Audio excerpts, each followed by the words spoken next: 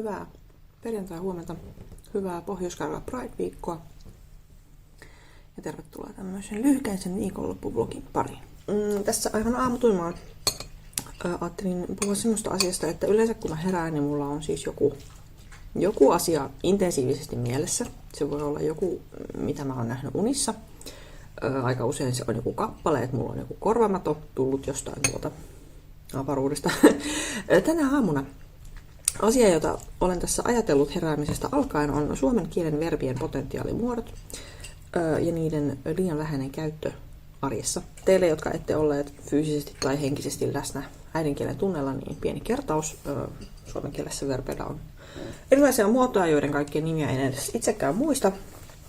Nämä perussanakirjamuodot on kaikille tietysti tuttuja: olla, mennä, juosta.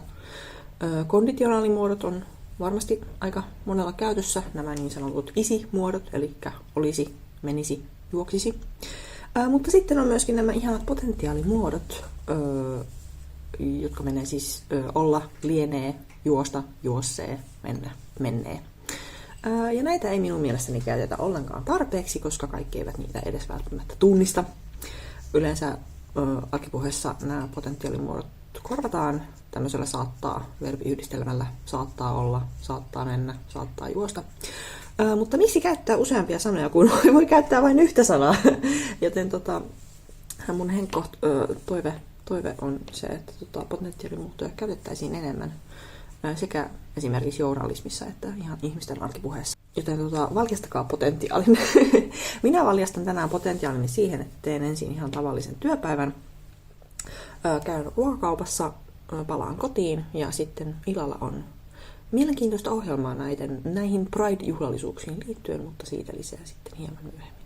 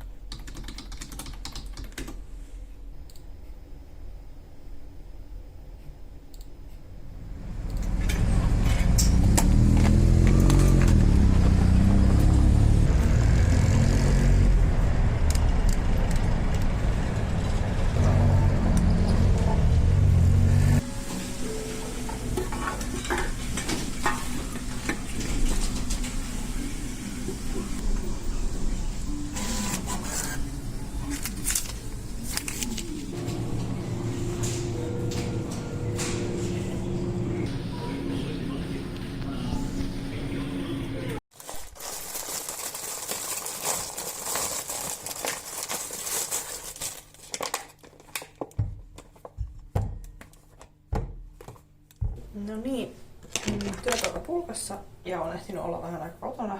Ja nyt lähden kaupungin teatteriin katsomaan Straight Acting-nimistä esitystä. Se on osa tätä Pride-viikon ohjelmistoa. En ole taas vähän aikaan ollut niin sanotusti oikeassa teatteriesityksessä, että olen käynyt katsomassa improvisaatioteatteria, mutta tämmöistä läpeensä käsikirjoitettua teatteria en ole käynyt vähän aikaa katsomassa. Ja huomenna sitten on paraatipäivä ja iltapidepäivä. Yritän päästä molempiin tapahtumiin ja erityisen kiva on se, että säätiedotus lupaa iltapäiväksi 18 astetta ja puoli pilvistä, eli lähestulkoon kesäkelejä ensimmäistä kertaa tänä vuonna. Mutta ennen sitä käymme teatterissa.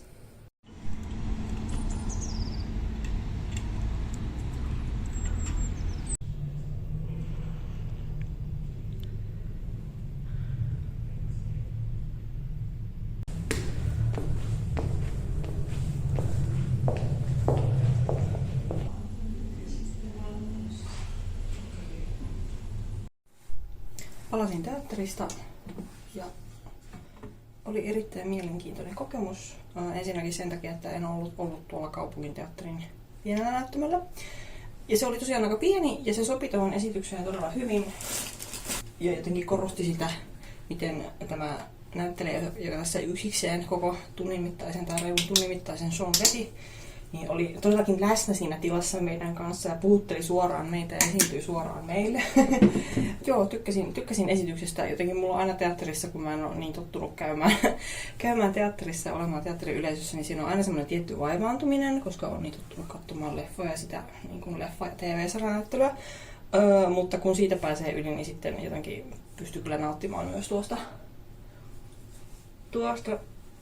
esityksestä. Ja oli erittäin hyviä, niin kuin, mielenkiintoisia havaintoja siitä, erityisesti siitä, miten niin kuin, julkisesti homoseksuaalit miesnäyttelijät kästetään vain homomiesten rooleihin.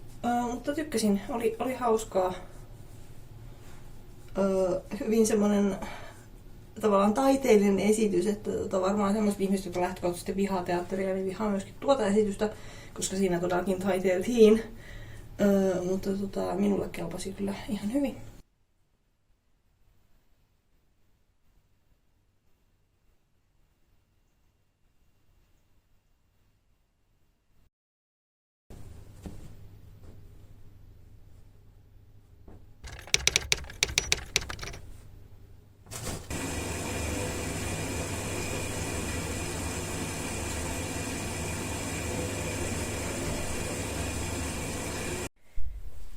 Aurinko paistaa ja mä huomasin, että täällä on pieni kissu nauttimassa lämmöstä.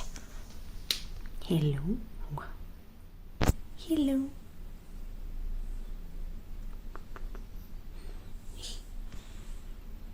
Mitä?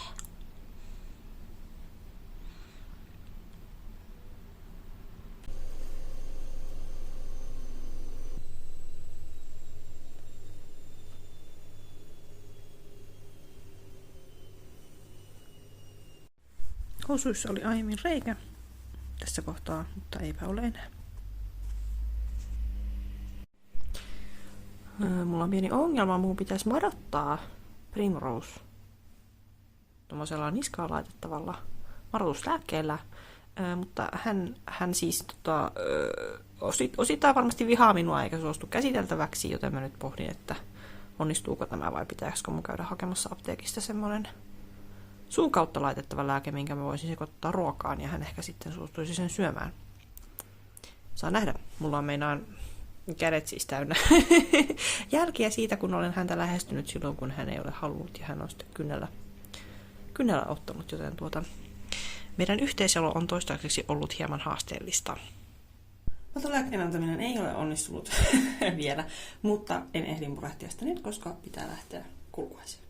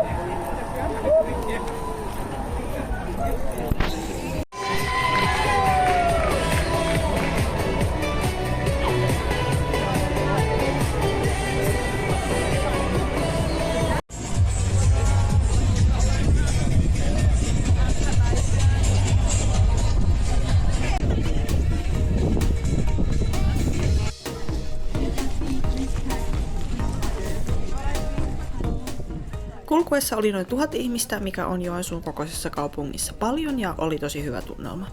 Sää oli ihana, ei liian kuuma, mutta aurinkoinen ja lämmin. Otin jopa kengät ja sukat pois, kun istuskelin Ilosaaressa kulkujen jälkeen, varma kesän merkki. Sitten iski nälkä, joten hain lähikaupasta sultsirat ja istuin puiston penkillä niitä syömään, kunnes hiippailin kotiin. Kotona mä sain onneksi martattua Primrosen suhteellisen vähillä naarmuilla ja huojentuneena käytinkin illan menoja odotellessa tovin tietokoneen äärellä. Mä olen niitä ihmisiä, joiden on vaikea katsoa televisiota tai videoita ilman, että mä syön jotain samalla, joten tässä mussutan puuroa ja juon limua tyytyväisenä, kun saan makeutusaineita elimistööni. Kello on 9. Valmistaudun lähtemään iltabileisiin ja laitan kerrankin ihan kunnolla meikiä, koska voin. Mä en ole myöskään käyttänyt tekoripsiä varmaan vuoteen, joten katsotaan miten tää menee.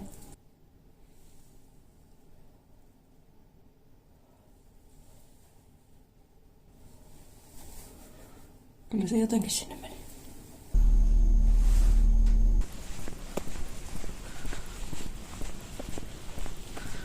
Anna tilaa. Kunnioita omia ja toisten rajoja. Fyysisiä, henkisiä ja sosiaalisia rajoja.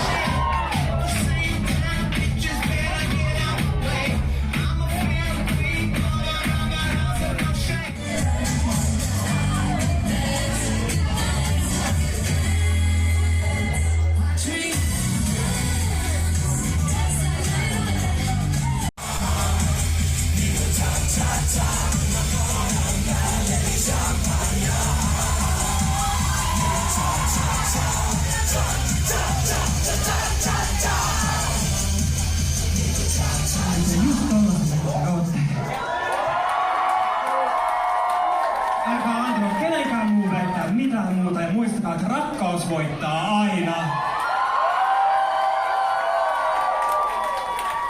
Tää taho toi Anssi Niemen Straight Actingin tänne eilen Joensuun kaupunginteatterin lavalle ja me haluttais myöntää vuoden Pride-teko Joensuussa 2025 Joensuun kaupunginteatterille.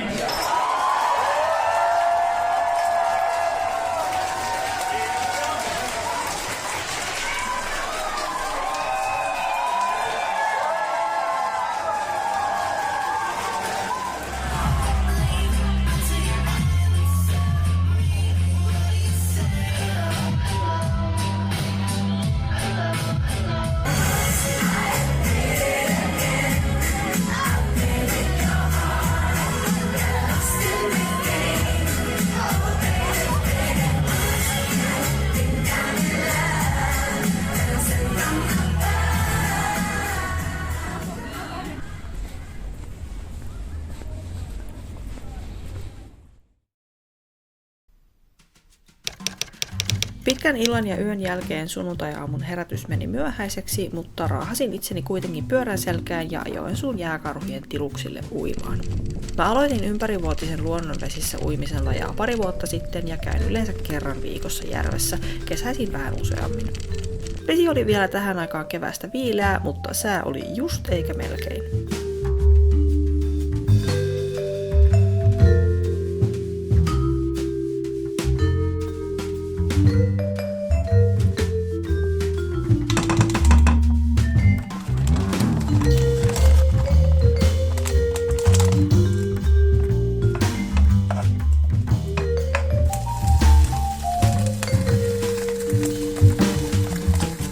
Loppupäivä menikin sitten kotona päiväkirjamerkintöjen ja kotitöiden parissa.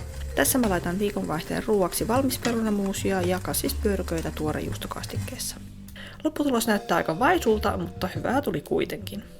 Sen enempää en tuona päivänä kuvannut, joten uninen Primrose ja minä kiitämme, kun katsoit videon tänne loppuun saakka. Rentoa kesän jatkoa itse kullekin ja ensi kertaan!